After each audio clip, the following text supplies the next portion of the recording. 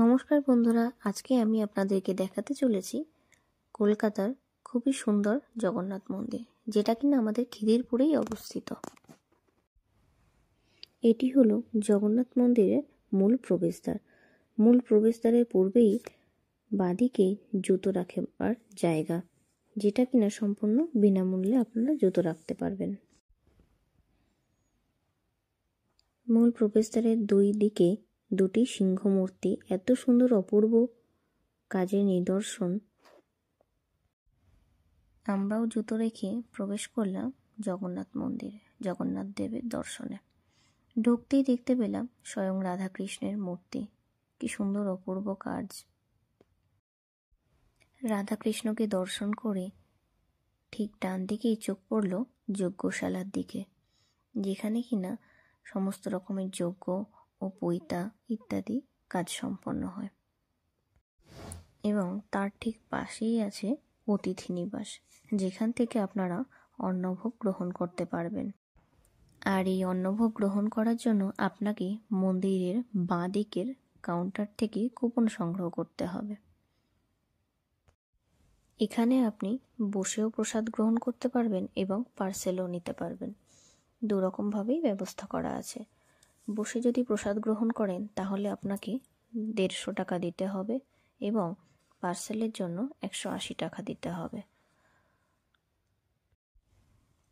আপনাদেরকে জানিয়ে দিই, মন্দির রোজ সকাল 6টা থেকে 1টা এবং 4টে থেকে 9টা পর্যন্ত খোলা থাকে এবং সন্ধ্যা 5:30টায় সন্ধ্যা আরতি অনুষ্ঠিত হয়। আপনাদেরকে পূজা দেবার জন্য বাইরে কোথাও পূজার সামগ্রী খুঁজতে লাগবে না, কারণ মন্দিরের প্রবেশ করার সময় বাদিকেই আপনি ফুল ও প্রসাদের দোকান পেয়ে যাবেন। প্রসাদের মূল্য 51 টাকা ও 101 টাকার পেয়ে যাবেন। যথারীতি আমরাও এখান থেকে প্রসাদ নিয়ে নিলাম এবং পুজো দেওয়ার জন্য প্রস্তুতি নিলাম। প্রসাদ নিয়ে আমরা সিঁড়ি দিয়ে উঠে গেলাম জগন্নাথ মন্দিরের দর্শনে। মন্দিরে প্রবেশ করার আগেই বাঁদিকে ও ডান দিকে ছোট ছোট বেশ কিছু মন্দির আছে। বাঁদিকেই প্রথমে পৌঁছে গেলাম আমরা গণেশ মন্দিরে।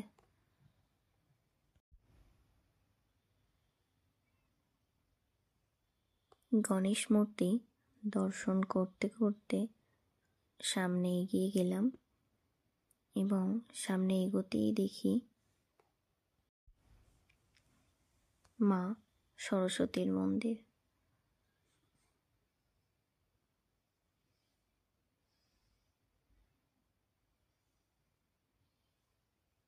অনেকগুলি ছোট ছোট বেশ মন্দির আছে, খুব সুন্দর কারুকার্য করা। এই হলো মা সরস্বতী।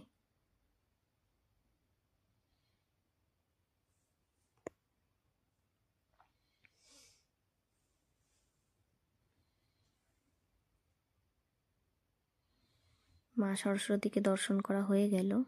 এবার আমরা এগিয়ে গেলাম। তারপরে এই যে মন্দিরটা, এটা হলো হনুমান মন্দির।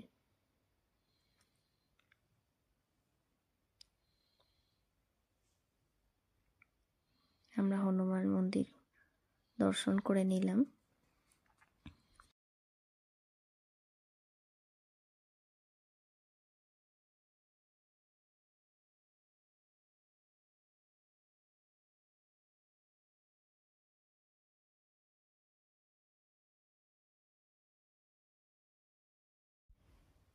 হনুমানজিকে দর্শন করার পর আমরা এগিয়ে গেলাম মা বিমলা দেবীর মন্দিরে।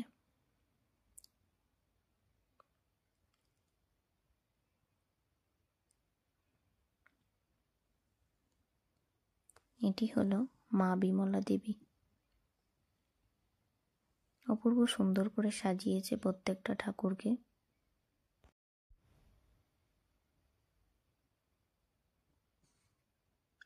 বিমলা মাকে দর্শন করার পর আমরা এগিয়ে গেলাম সূর্যদেবের মন্দিরে। এটি হলো সূর্য মন্দির। এই হলো আমাদের সূর্যদেব। সূর্যদেবকে দর্শন করে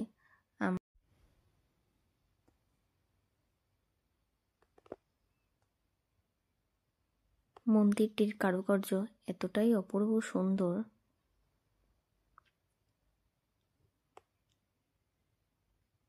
নিখুঁত কাজ বানিয়েছে, এবং যেটা পুরীর জগন্নাথ মন্দিরের কোনো অংশেই কম নয়।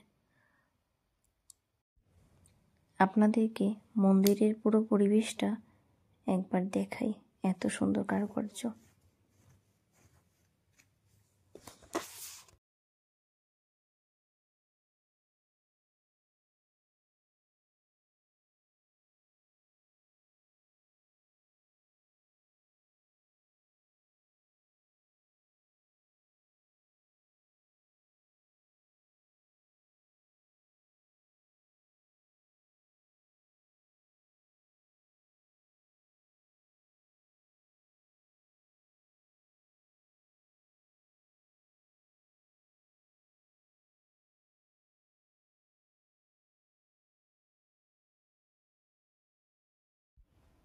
এবার আমরা চলে আসলাম মূল মন্দিরের ডান দিকে, যেখানে প্রথমেই দেখতে পেলাম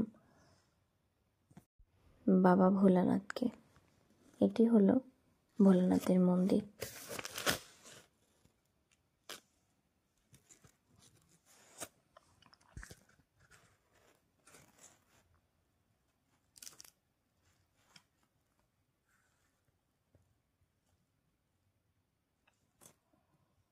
ভোলানাথকে দর্শন করার আগেই দেখতে পেলাম নন্দী মহারাজ।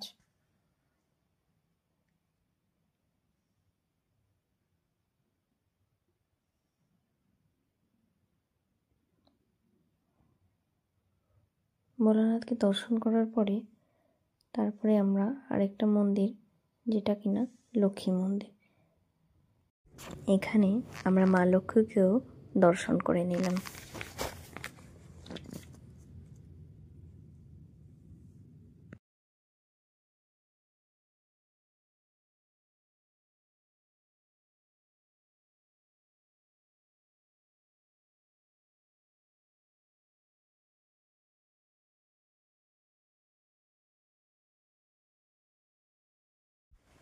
মা লক্ষ্মীকে দর্শন করার পর এগিয়ে গেলাম ভাগবত মন্দিরের দিকে, যেখানে কিনা শ্রীকৃষ্ণ ও গোপাল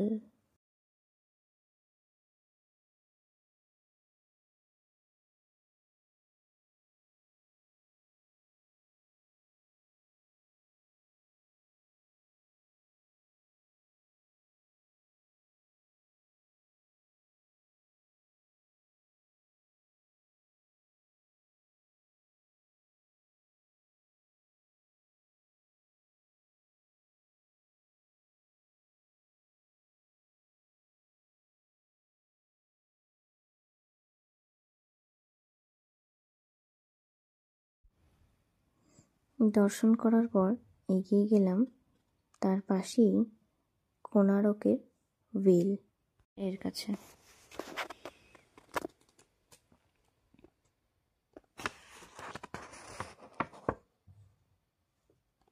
এই কোণারকের হুইলের পাশেই আছে বিশ্রাম গৃহ।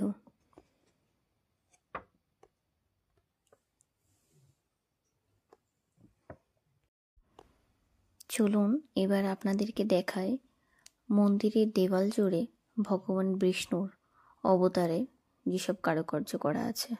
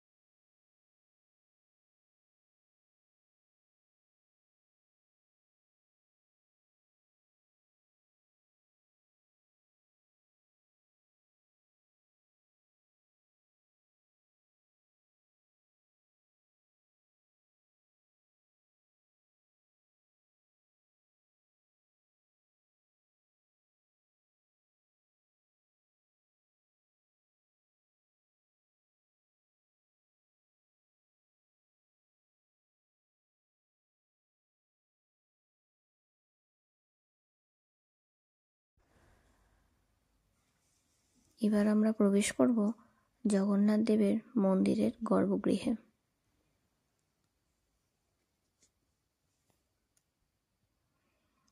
গর্ভগৃহে প্রবেশ করে আমরা পুজো দিয়ে নিলাম।